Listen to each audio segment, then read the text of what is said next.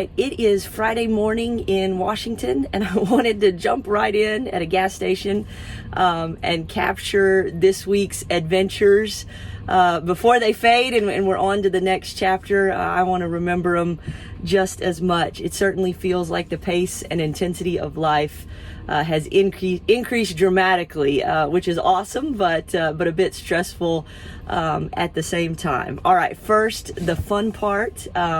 Last Friday afternoon, Mo and Mandy met up with me in King City, California, and we finished the drive to Laguna Seca together.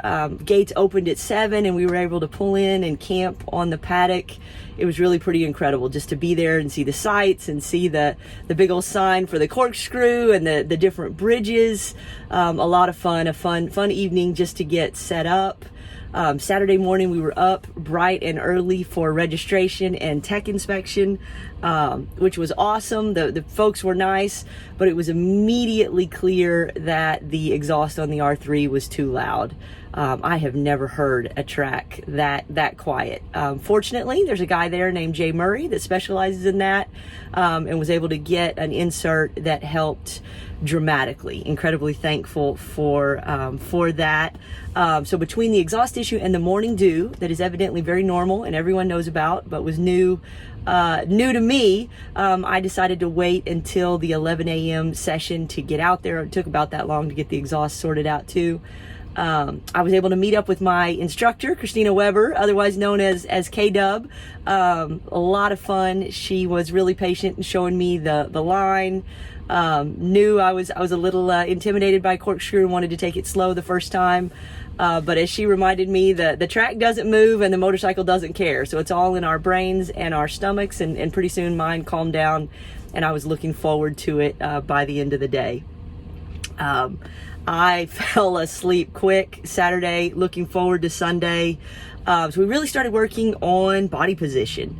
The day before, Augie Weber, the dad that runs Fun Track Days, had a session midday on body position. And he really taught me a few small things that added up and made a big difference. Getting my heel up on my outside leg, big difference. Pivoting on the toe just a little differently than I had been, and then of course changing my grip on the handlebar, alternating just a little bit. All things I thought I was doing, but I really wasn't, or certainly not to the extent that I needed to. So made a big difference as I started figuring out how to adjust those, on a live track. And then on Sunday, Christina was noticing that my outside leg, so not the inside turn leg, but the outside leg wasn't hugged up against the tank appropriately, and so I really wasn't getting the benefit of those muscles to turn the bike. So I really worked on that on Sunday, and in getting a good tuck on the straights. For girls, that can be a little challenging, and especially on a small bike. And she showed me some techniques, and I think I was finally able to execute that on the front straight, and also get used to that hill there in turn 1. In Texas we don't get a lot of elevation, so when we see it on a racetrack, our brains, or my brain's got to do some extra work to make that happen. I'm really excited to actually get back to MSRH and try the new body position techniques there. I think it may make quite a bit of difference, so I'm really looking forward to same track and seeing if I've made any improvements there. Want to thank Augie, Christina, and everybody at Fun Track Days. They were awesome. I've had my eye on Laguna for a long time. It was incredible just to be there, and I feel like I learned the track, got used to corkscrew, but more than that, I feel like I really learned some things that'll help me every time I ride at every track. And they were incredibly patient with me. My heart and nervous system were a little off the rails Saturday morning, so I appreciated their patience and wisdom. All right, so that was really just the start. That was Friday and Saturday. Sunday evening, a couple more hours north. I overnighted at Walmart in Fairfield. Kind of forgot it was July 4th, so I was a bit surprised by the fireworks that evening. But kind of fun to see over the horizon. I was able to have lunch with a new colleague in Santa Rosa on Monday. Kurt, you can definitely pick some delicious Italian food. Excited to meet your wife. I thought leaving that, we both talked about how close I was to the 101 and getting back on that, but I plugged it into Maps really quickly. thinking I semi knew where I was and followed maps. And let's just say I was wrong. I soon realized I had made quite the rookie mistake. My app selected, the fastest route right through the mountains. So what I hoped, at first was a little short detour to 101 ended up being several hours on California Highway 29. So it had everything a nightmare might consist of: roadside cliffs, steep inclines and descents, tight turns, all in an extended van and trailer. Not ideal, but it was a good workout. I was soaked in sweat by the time I made it back to I-5, and I learned to watch my trip directions more closely next time. Thankfully, Monday evening was booked at a gorgeous location, Premier RV Resort in Redding. I was able to go for a walk and de-stress. I definitely needed it. Tuesday was back-to-back with meetings from 6 a.m. to 5 p.m. And then we still needed to get some miles in. We settled on a Cracker Barrel in Medford, Oregon. Super cool place. Appreciated the hospitality. And I have to say, on Tuesday night, I did have that moment of really questioning the wisdom of a trip like this. I kind of had that moment, middle of nowhere, long way from home, tired, stressed, a bit frustrated. But I decided just to go to sleep. There wasn't really much could be done anyway.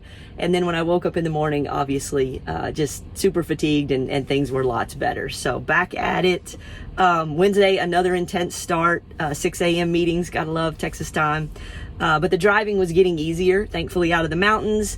And I was able to kind of fall in. We were able to coordinate our travels and fall in between or right after Mo and Mandy's big rig, which takes navigation off my plate, which as a solo, that's a big help. So lesson number 2, hard things are best accomplished with a team. So by Wednesday afternoon, we'd made it to Portland for our team meetup. The rewards of yummy hamburgers, the homemade Italian soda, brownies, and Jackbox games. I'd never played that before. Lots of fun. Nick and Suze, you guys are awesome hosts, and the miles just kind of faded away. So after that, drove for a little bit, crossed over into Washington, found another Walmart for our overnight accommodations, and I was able to actually knock out some key work Wednesday night, which felt great, eased some of the stress and tension there, just able to finish some things.